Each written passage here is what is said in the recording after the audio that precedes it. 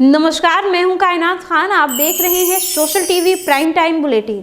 खबरों की शुरुआत करने से पहले नजर हेडलाइंस पर। कपड़ा प्रेस करने के दौरान करंट लगने से इंजीनियरिंग के छात्र की हुई मौत। भागलपुर के दाऊदवाड की है घटना। जिले में कोरोना संक्रमितों ने लगाई डबल सेंचुरी। प्रशासन ने लोगों से की गाइडलाइन का पालन करने की अपील। भागलपुर में फिर शर्मसार हुई मां की ममता। कड़कड़ाती ठंड में नवजात शिशु को कचरे के ढेर पर फेंका। और राष्ट्रीय युवा दिवस पर याद किए गए स्वामी विवेकानंद। एकचारी में आयोजित किया गया स्टोरी रीडिंग प्रतियोगिता। अब खबरें विस्तार से। भागलपुर के दाऊदवाड में कपड़ा प्रेस करने के दौरान करंट लगने से इंजीनियरिंग के छात्र की मौत हो गई। मृतक सौरभ कुमार शत्रुघ्न पासवान का पुत्र था और सहरसा में इंजीनियरिंग कॉलेज में बीटेक की पढ़ाई कर रहा था। परिजनों का कहना है कि सौरभ कपड़े में प्रेस कर रहा था कि अचानक करंट लगने से वह बेहोश होकर जमीन पर गिर गया।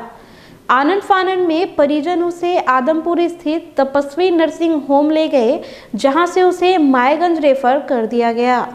मायागंज अस्पताल में उसका ईसीजी होने के बाद चिकित्सकों ने उसे मृत घोषित कर दिया। जवान लड़के की मौत की खबर मिलने पर सौरभ के माता पिता काफी सदमे में हैं। बच्चा का इलाज करेंगे, इसका माँ बाप दोनों चला गया है, तो बच्चे को पटना में इसकी अपनी उसको पेंटाइटिस की क्या हो गया है, वहाँ इलाज करने गया था। कोरोना की तीसरी लहर में पहली बार भागलपुर में डबल सेंचुरी लगाई है और यह मंगलवार को बढ़कर 210 तक पहुंच गई है। संक्रमितों में 37 शहरी हैं, जिनमें मायागंज अस्पताल के चिकित्सक, छात्र, जीआरपी और थाने के 2 पुलिसकर्मी भी शामिल हैं। वैसे तो गाइडलाइन को लेकर जिला प्रशासन और स्वास्थ्य विभाग पूरी तरह से सजग है, लेकिन नागरिक ही उसमें पलीता लगा रहे हैं।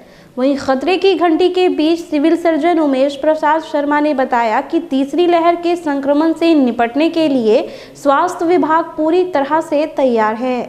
कोरोना मरीजों को बेहतर स्वास्थ्य सेवा उपलब्ध कराने के लिए सदर अस्पताल में 100 बेड का वार्ड पूरी तरह से तैयार है। सभी बेड पर ऑक्सीजन सिलेंडर के साथ दवाइयां भी उपलब्ध हैं। साथ ही अस्पताल परिसर में कोरोना की जांच और वैक्सीन भी लगाई जा रही है। उन्होंने कहा कि बेहतर व्यवस्था कराना तो सरकार और विभाग की जिम्मेदारी है, लेकिन आम नागरिकों का भी कुछ कर्तव्य बनता है और इसमें प्रशासन का सहयोग आवश्यक है। अस्पताल क्या पूरे जिले में हम लोग क्रमवार तैयारी कर चुके हैं, हमारा फाइनल स्टेज में है। हमारे यहाँ 100 बेड है, जिस पर ऑक्सीजन ये पाइपलाइन लग गई है। कल फ्लोमीटर भी लग गया। अब प्लांट में थोड़ा डिप कर रहा था उस दिन हम मॉक ड्रिल में, तो उसके लिए हम लोग इंजीनियर से बात की है और वो भी आके सुधार बोले हैं, तुरंत सुधार देते हैं। भागलपुर में एक बार फिर ममता शर्मसार हुई और मां ने कड़कड़ाती ठंड में नवजात बच्ची को कूड़े के ढेर में फेंक दिया। बुधवार को ततारपुर के मुस्लिम स्कूल के पास सुबह उस समय सनसनी फैल गई जब लोगों ने कचरा उठाने वाली ट्रॉली में कूड़े के बीच एक नवजात का शव देखा।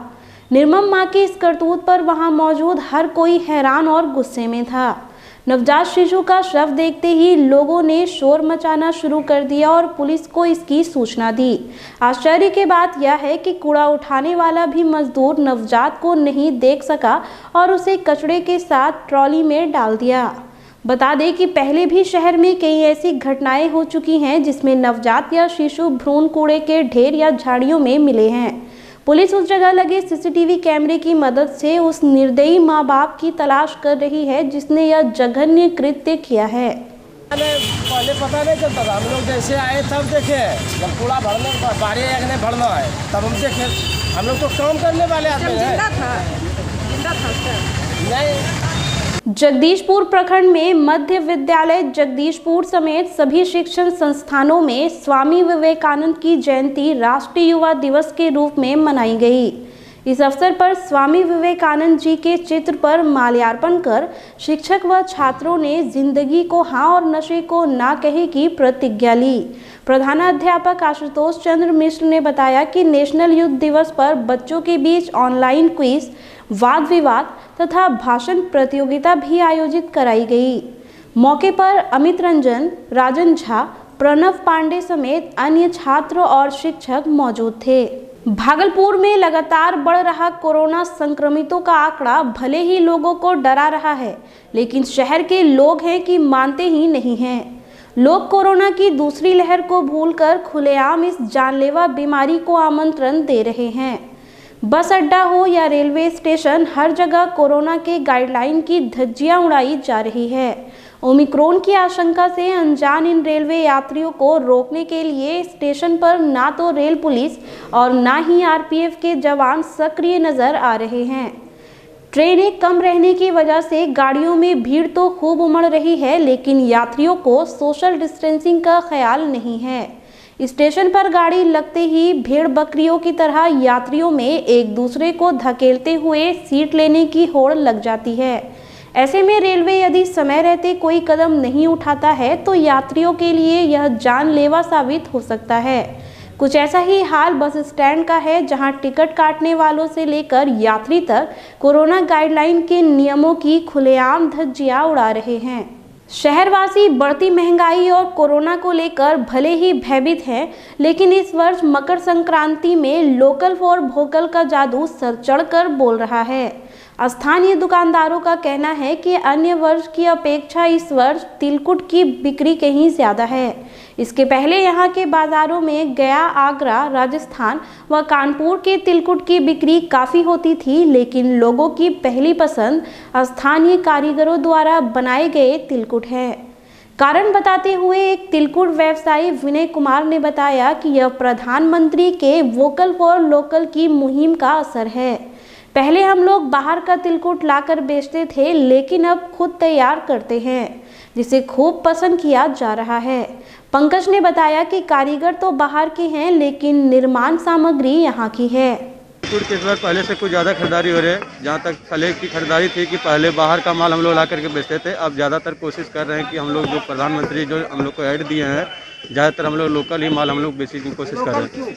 लोकल इसलिए करके हम लोग चाहते हैं कि हम लोग भी लोकल ही हैं और जहाँ तक ज़्यादा चाहते हैं कि हम लोग लोकल माल बेच करके कस्टमर को भी लोकल का ये मतलब है, हम लोग कंपनी को ये चीज़ दे सके। मतलब भागलपुर में हबीबपुर के शाहजंगी गांव में पूर्व पंचायत समिति मोहम्मद अशफाक के घर से चोरों ने 2 लाख नकदी समेत सोने व चांदी के आभूषणों की चोरी कर ली।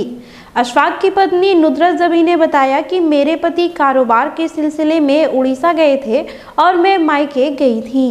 5 दिन बाद जब मैं लौटी तो मेन गेट का दरवाज़ा खोलते ही देखा कि सारा सामान बिखरा मिला।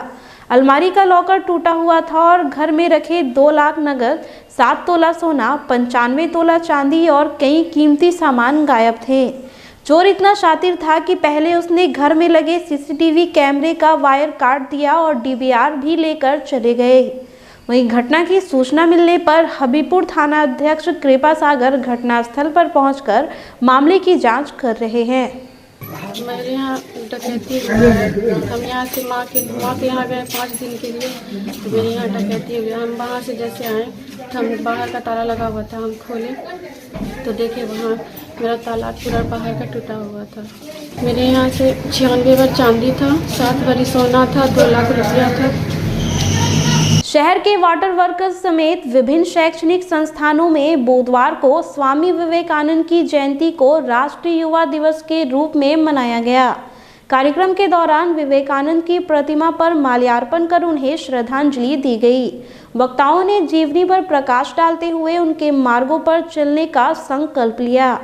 जयंती समारोह के दौरान कोरोना गाइडलाइन का पूरी तरह से पालन किया गया। वहीं रसलपुर एकचारी के रूरल फ्यूचर फाउंडेशन में नेशनल यूथ डे ग्रामीण छात्रों के लिए जागरूकता और स्टोरी रीडिंग कार्यक्रम का आयोजन किया गया। फाउंडेशन के फील्ड कोऑर्डिनेटर अनुज कुमार ने छात्रों के बीच में स्वामी विवेकानंद के विचारों की चर्चा की और राष्ट्र के भविष्य में युवाओं के भागीदारी की बात बताई। फिलहाल खबरों में इतना ही। अब मुझे दीजिए इजाजत। नमस्कार।